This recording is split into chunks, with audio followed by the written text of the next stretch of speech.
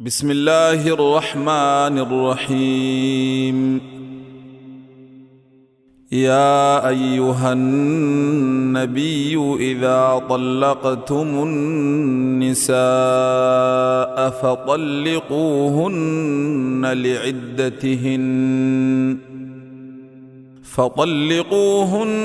لعدتهن وأحصوا العدة واتقوا الله ربكم لا تخرجوهن من بيوتهن ولا يخرجن إلا أن يأتين بفاحشة مبينة وتلك حدود الله ومن يتعد حدود الله فقد ظلم نفسه لا تدري لعل الله يحدث بعد ذلك أمرا. فإذا بلغن أجلهن فأمسكوهن بمعروف أو فارقوهن بمعروف وأشهدوا ذوي عدل منكم وأقيموا الشهادة لله ذلكم يوعظ به من كان يؤمن بالله واليوم الآخر ومن يتق الله يجعل له مخرجا ويرزقه من حيث لا يحتسب ومن يتوكل على الله فهو حسبه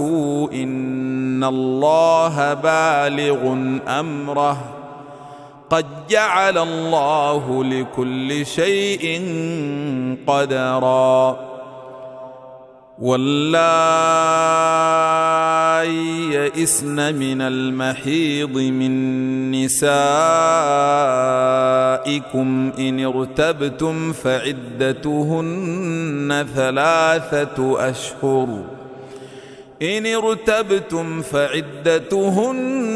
ثلاثة أشهر واللائي لم يحضن وأولاة الأحمال أجلهن أن يضعن حملهن ومن يتق الله يجعل له من أمره يسرا. ذلك أمر الله أنزله إليكم ومن يتق الله يكفر عنه سيئاته ويعظم له أجرا. أسكنوهن من حيث سكنتم من وجدكم ولا تضاروهن لتضيقوا عليهن وإن كن أولات حمل فأنفقوا عليهن حتى يضعن حملهن فإن أرضعن لكم فآتوهن أجورهن وأتمروا بينكم بمعروف وإن تعاسرتم فسترضع له أخرى لينفق ذو سعة من سعته ومن قدر عليه رزقه فلينفق مما آتاه الله لا يكلف الله نفسا إلا ما آتاها سيجعل الله بعد عسر يسرا.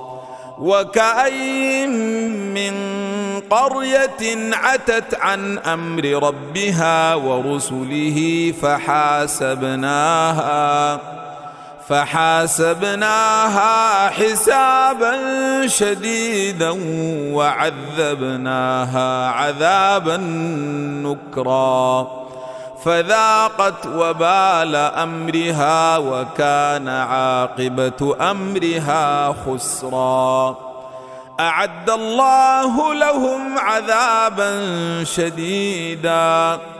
فاتقوا الله يا أولي الألباب الذين آمنوا